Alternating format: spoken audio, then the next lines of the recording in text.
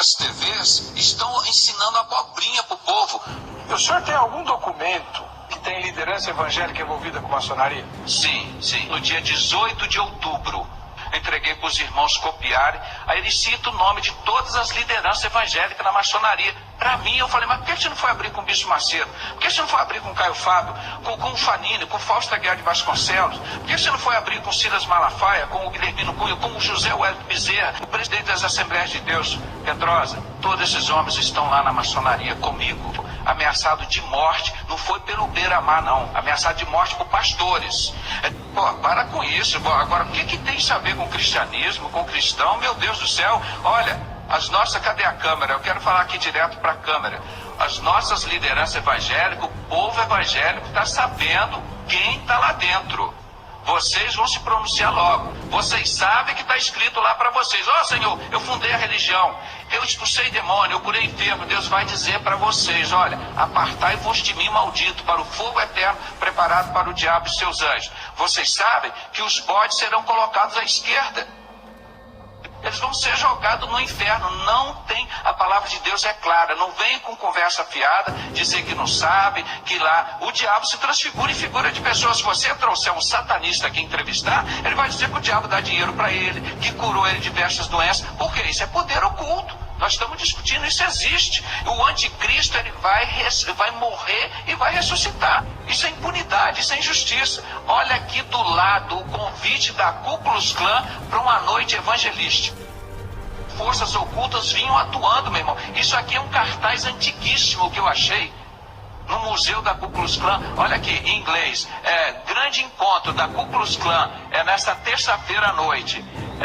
Por que os cavaleiros da Ku Klux Klan, pelo evangelista Homer Kelly, entusiasta, comunidade, cantores, comunidade, dos livros evangélicos, bonitos números musicais.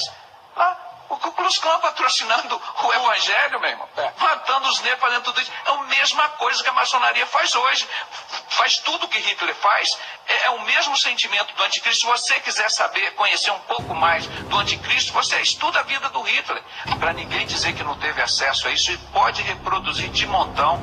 As TVs estão ensinando abobrinha para o povo. O senhor tem algum documento para dizer que tem liderança evangélica envolvida com maçonaria? Sim. No dia 18 de outubro de 2001, um ano depois que fui levado para o hospício como doido, o Stefan Saad, eu distribuí 3.500 livros Maçonaria e Fé Cristã, de John Scott Horrell. Um desses livros caiu na mão do pastor Saad. Ele saiu da maçonaria em 95. Em 2005 eu fiz o primeiro encontro com o pastor Paulo Pimentel. O primeiro encontro com o pastor Paulo Pimentel, de ex-maçom, no apartamento de 2 quartos lá na Tijuca, que os irmãos me conheceram.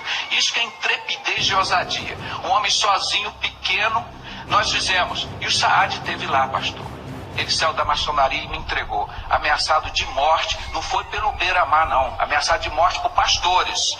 Ele me procurou, eles estão querendo me matar. Eu socorri, como já socorri vários pastores. Aí o Stefan Saad sentou no sofá assim, grava que eu vou falar agora, 42 minutos. Ele faz uma oração, está aqui, está distribuído, eu entreguei para os irmãos copiarem. Aí ele cita o nome de todas as lideranças evangélicas na maçonaria. Para mim, eu falei, mas por que você não foi abrir com o Bispo Macedo? Por que você não foi abrir com o Caio Fábio, com o Fanini, com o Fausto Aguiar de Vasconcelos? Por que você não foi abrir com o Silas Malafaia, com o Guilhermino Cunha, com o José Wellington Bezerra, o presidente das Assembleias de Deus? Pedrosa, todos esses homens estão lá na maçonaria comigo. Porque Deus mandou um homem lá na minha casa, entregou. Num vídeo que eu gravei em desespero, o cara ameaçado de morte, 42 minutos, ele me deu a lista das lideranças evangélicas envolvidas com o satanismo da maçonaria. O diabo faz isso, ele te dá toda a autoridade e depois puxa o seu tapete. É um poder que não tem, na Constituição brasileira não permite essas entidades funcionarem, e muito menos na Bíblia. Se em João 18:20, pastor Jesus disse, e respondendo-lhe Jesus disse, eu sempre ensinei nos templos e nas sinagogas, onde reúnem todos os judeus, e tudo falei abertamente. E nada disso em oculto. Como é que o cristão vai viver de ocultismo? Nós, quando vemos uma criança lá quietinha num canto, você pode saber lá que ela está fazendo coisa errada. Não é? Então esse ocultismo não tem lugar no ministério, na Igreja de Cristo. Forças ocultas por trás dos grandes acontecimentos históricos do Brasil. A revelação é deste médico. José Renato Pedrosa acusa a instituição de satanismo e diz que os maçons vêm manipulando a humanidade no decorrer da história. Os homens mais ricos da face da terra são os maçons. Que Deus mandou um homem lá na minha casa e entregou, num vídeo que eu gravei em desespero, o cara ameaçado de morte 42 minutos, ele me deu a lista das lideranças evangélicas envolvidas com o satanismo da maçonaria. Pastores maçons. Segundo o testemunho do pastor Saad, ex-maçom grau 33 e guarda dos selos por 10 anos, gravado em 18 de dezembro de 2001, afirma que estes são maçons e pastores evangélicos. Vamos aos nomes.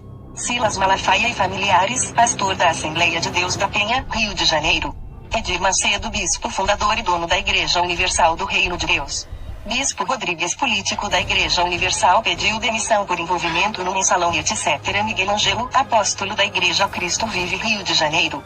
Fausto Aguiar de Vasconcelos, pastor presidente das Convenções Batistas Brasileira e Carioca. Nilson do Amaral Fanini, ex-pastor da PIB de Niterói e ex-presidente da Aliança Batista Mundial. Guilhermino Cunha, ex-pastor da Catedral Presbiteriana do Rio de Janeiro. Manuel Ferreira, juiz e pastor das Assembleias de Deus de Madureira, Rio de Janeiro. Abner, pastor da Assembleia de Deus de Madureira. Túlio Barros, pastor da Assembleia de Deus de São Cristóvão. José Wellington Bezerra da Costa, pastor presidente das Convenções Gerais das Assembleias de Deus. Caio Fábio, ex-pastor da Igreja Presbiteriana, Rio de Janeiro. Nemuel Kessler, pastor da Assembleia de Deus, Rio de Janeiro. Paulo César Brito, pastor fundador da Maranata do Rio de Janeiro. Francisco Silva, político e dono da Rádio do Garotinho Rádio Melodia, Rio de Janeiro. Isaías de Souza Maciel, pastor, dono da Rádio Boas Novas, Rio de Janeiro. Harold de Oliveira, político e dono da Rádio El Sadai, MK, publicita pai da Marina. Alberto Brizola, político e radialista, ex-marido da Marina de Oliveira, Rio de Janeiro. É estranho, pois todos citados na listagem são grandes líderes evangélicos que divulgam o Evangelho de Cristo e ajudam na obra de Deus e salvam muitas almas. Alguns possuem programas na mídia ajudando a divulgação do Evangelho de Jesus Cristo. O que realmente deve ser preocupante a todos nós é a qualidade de vida e poder que esses falsos líderes têm apresentado e levado as pessoas a experimentarem no momento em que supostamente aceitam a Jesus como seu Salvador. Esses irmãos usurpam uma falsa liderança e se estabelecem líderes do povo Laodiceia. Vejam só comigo o que pode estar acontecendo. 40 mil pastores, além de seus auxiliares, como presbíteros, evangelistas, diáconos, entre outros, estão manifestando quando oram pelos irmãos e pessoas necessitadas do Senhor e sua salvação, ou então quando dizem às pessoas irmãos que recebam o Espírito Santo de Deus e falem em línguas estranhas e profetizem. Raciocinem comigo como essas misturas com espíritos malignos anticristãos estão trazendo milhares e milhares de experiências malignas para os ajuntamentos cristãos, ao invés de estarem recebendo o Espírito Santo, estão compartilhando entre si com espíritos enganadores e manifestações que imitam as coisas de Deus, que não é difícil de ver, pois estão produzindo vazios e falta de mudanças no caráter do homem, estão blasfemando contra o Senhor Jesus. Quebraram o governo do Espírito pelo governo do homem. Imagine você ser o dono da casa e não poder entrar em sua própria casa, ficar literalmente fora. Veja o que uma aparente simples aliança pode fazer. Você pode me perguntar, mas a salvação não é individual? E o cuidado do Senhor também não é individual? Digo que tem razão. A salvação nos é apresentada mediante o Espírito Santo, nos convencendo do pecado, da justiça e do juízo. Mas as multidões estão recebendo mensagens levadas por espíritos malignos que não procedem do Senhor, ou seja, não são levadas a reconhecerem seus pecados, e nem experimentarem o novo nascimento, e com isso não têm suas vidas transformadas pelo Senhor, mas viram crentes nominais, ímpios religiosos que não se converteram e nem receberam Jesus como Senhor de suas vidas, apenas propostas de receberem mudanças, cura interior e benefícios financeiros.